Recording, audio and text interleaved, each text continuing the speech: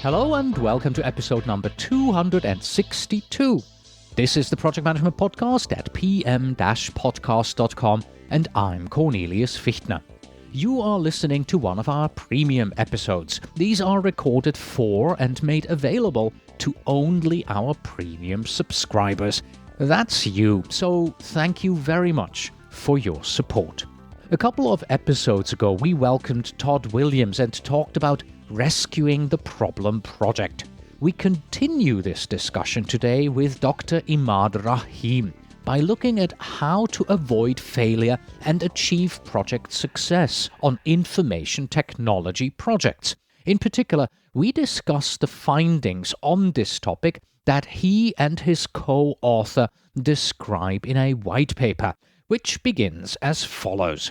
Communication and information technology has developed rapidly within the last decade.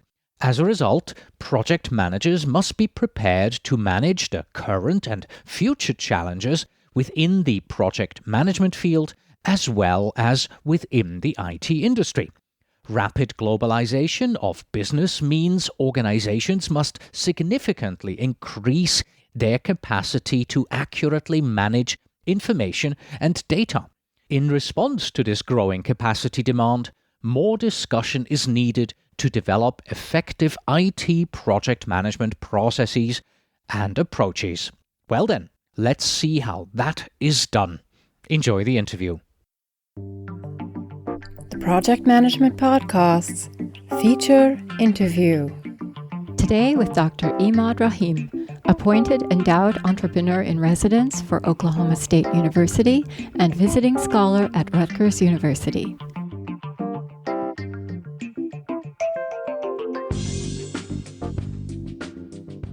Hello, Imad, and welcome back to the Project Management Podcast. Well, thank you for having me again. Right now, we want to talk about why IT projects fail. But before we get to that, let's set the stage for everybody here. How do you see the role of information technology in our global environment today? Well, when we're talking about the global environment, I want to point out exactly what that is and what that looks like, right? We're talking about the global economy here. We're talking about an economy that is tied into in different countries in different type of commerce, and it's connected, right? Whether we want to believe it or not, it's connected, and the world is a lot flatter because of technology, and it's because of IT technology and IT projects that have made the world flatter, and projects in regards to vendors working with each other from different parts of the country, companies and customers communicating over Skype, over Google, Hangout, whatever. They are interacting on virtual projects, virtual communication. And that's why information technology is such an important topic as it relates to the global economy. Information management is also often referred to as knowledge management. What do you mean by that? Because it's information, right? It's information that's being shared by the web. It's updated by people. It's utilized as a reference source. It's a resource. So it is a form of knowledge management that we use it to build our expertise on a subject matter, and it's being stored by information system. All right. So much for the environment that we're in.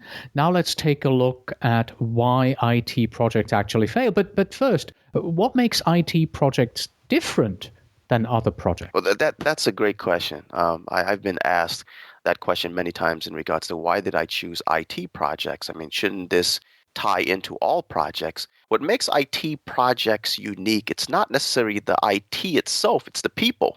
Right. When we talk about IT projects and the companies that are, IT firms, often the project manager was promoted to that position because of their participation and contribution on another project. They often don't have project management experience. They didn't go to school for project management. Often these were programmers, these were technologists, these were engineers that did very well on a project, but they don't have the soft skills, right? They don't have that experience in leading people and supervising people in in promoting vision and dealing with conflicts, all those things that often project managers deal with out of the technical requirements, out of the hard skills that engineers and programmers come in. So that's what makes it unique. It's not necessarily the IT project itself, it's the environment. It's the project managers and the team members and the coach of that organization that makes them very different. You wrote a white paper together with Maurice Dawson about the topic, why IT projects fail. And in that white paper, you talk about 6 or 7 areas where IT projects may fail. And we want to take a look at these right now. And the first one that you have is simply poor planning. And that's exactly it. That's the number one choice, and I think this ties to most to if not all of our projects. So the IT managers often lack the time that is appropriately planned because of the pressure from senior managers. While I think many of us deal with that, I think all of us can say if whether it's construction, whether it's development, whether it is government related type of projects, we're all going to have some type of pressure. But remember that technology changes so rapidly, right? We're pressured to make sure our product goes in the market first. So I think that's what makes it different. The pressure is definitely greater because of that. That we have to get this product, on the shelves before our competition.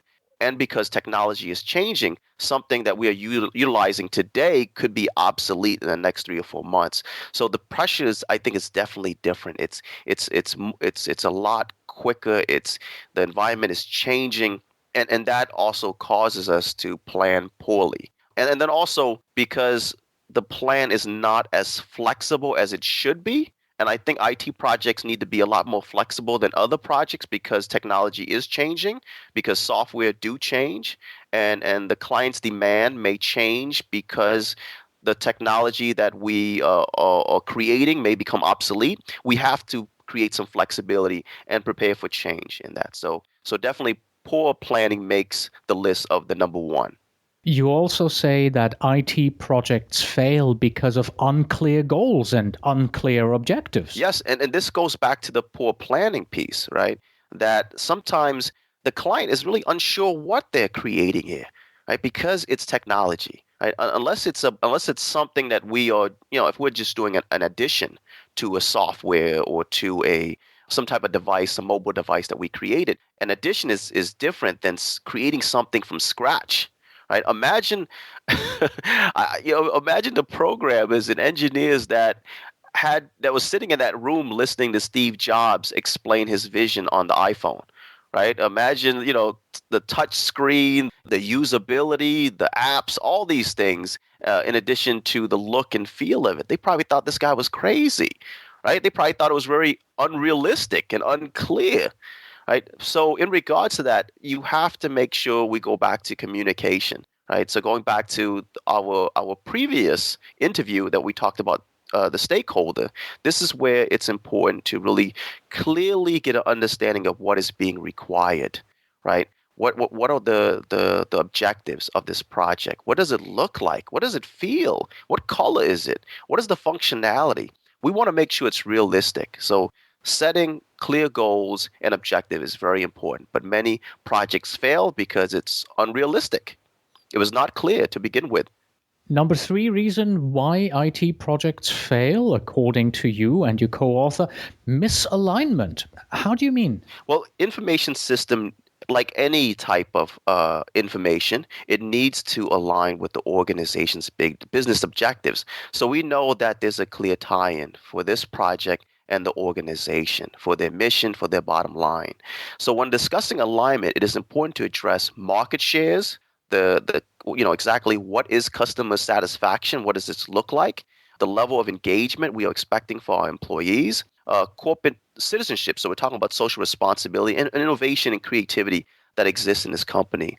So to begin, companies must properly assess everything and then align its findings to the information system. So the company, the employees, the clients need to see that there's clear tie-in. And if you have tie-in, then you have buy-in. From misalignment, we're moving on to quality of interaction.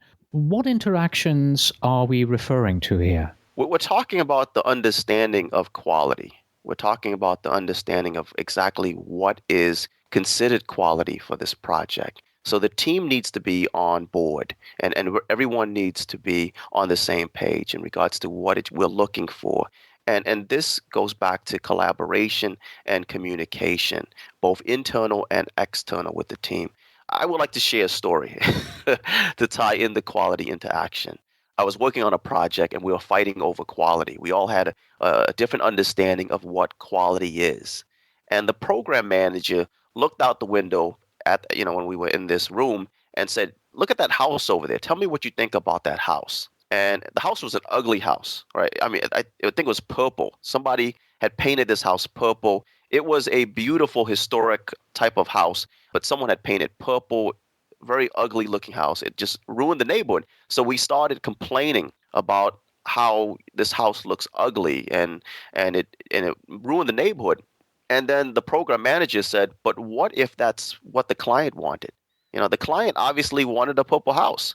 So it has nothing to do with what we see as this is not our measurement of quality and our standards, but the client's measurement of quality and standards. And we need to be all on the same page. So instead of fighting on what the quality should be, we need to figure out what the client wants so that we can be on the same page."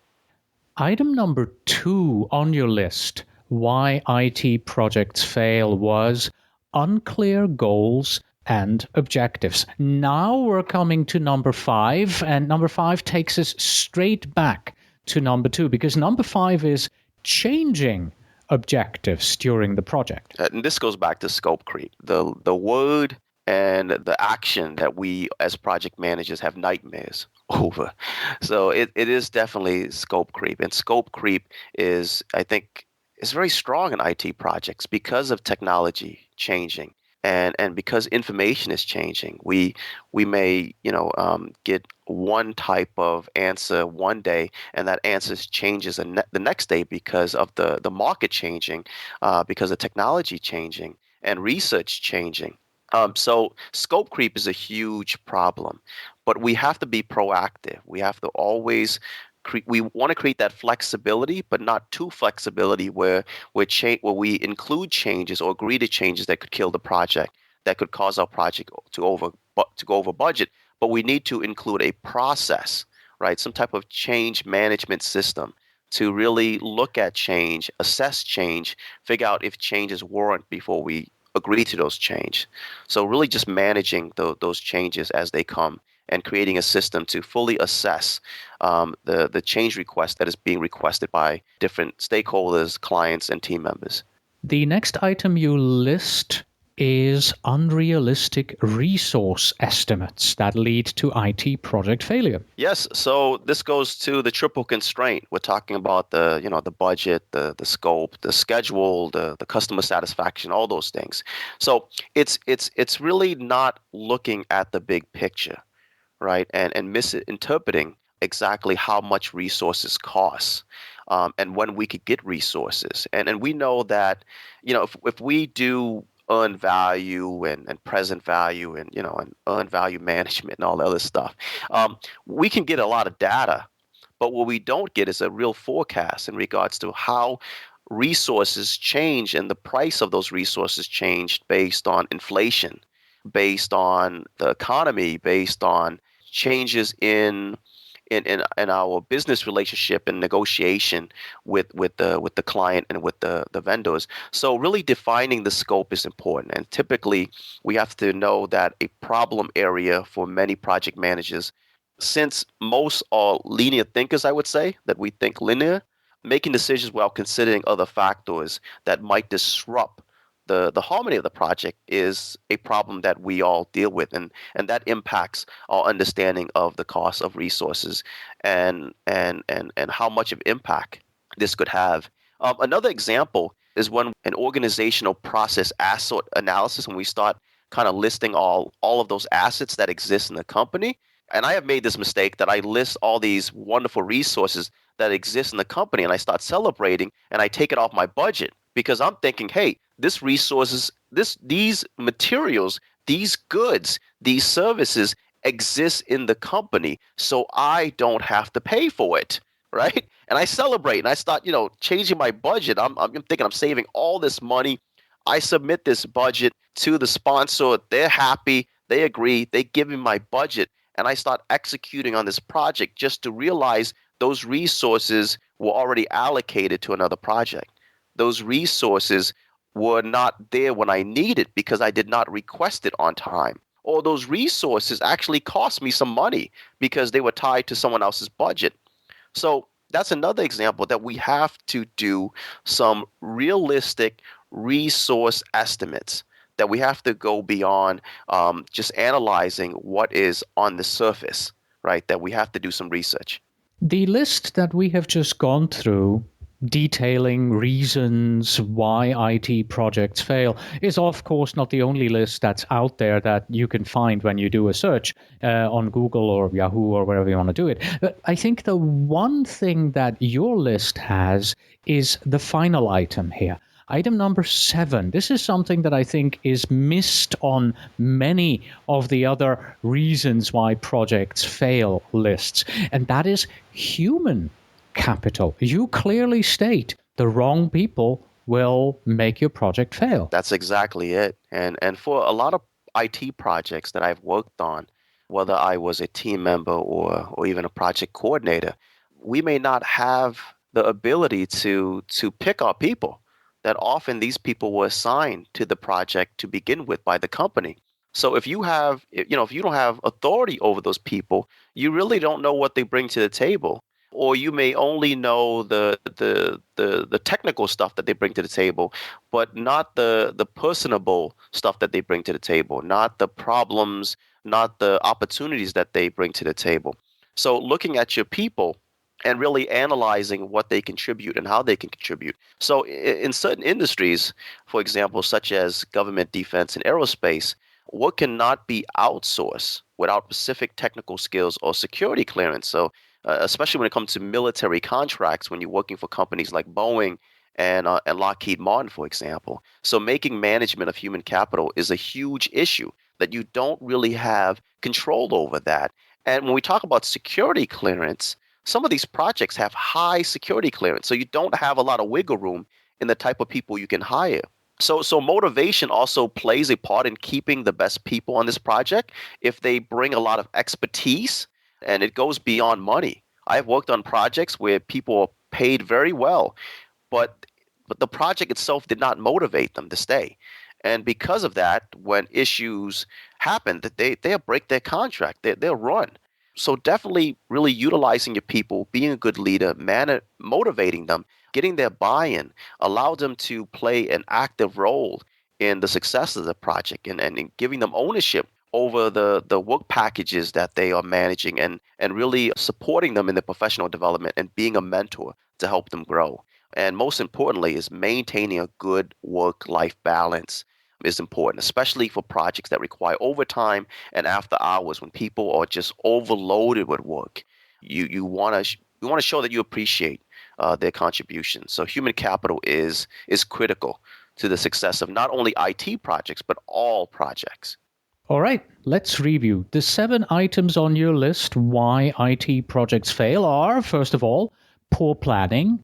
Then we have unclear goals and objectives, misalignment, quality of interaction, changing objectives during the project, unrealistic resource estimate, and finally, we just talked about human capital. Is there any trick that you personally like to apply to your own IT projects to make sure that your IT projects succeed? So let's go back to that list again and shrink it, right? So if we're talking about planning, right, and the planning phase covers most of this stuff that we have listed here. Right. So if we are truly following a detailed planning process where we really look at the goals and objectives of a project, looking at the scope, looking at the budget, looking at the time, looking at all those things, and then we're considering the alignment of the company's mission and objectives and the quality, that ties pretty much the list itself. So that's one.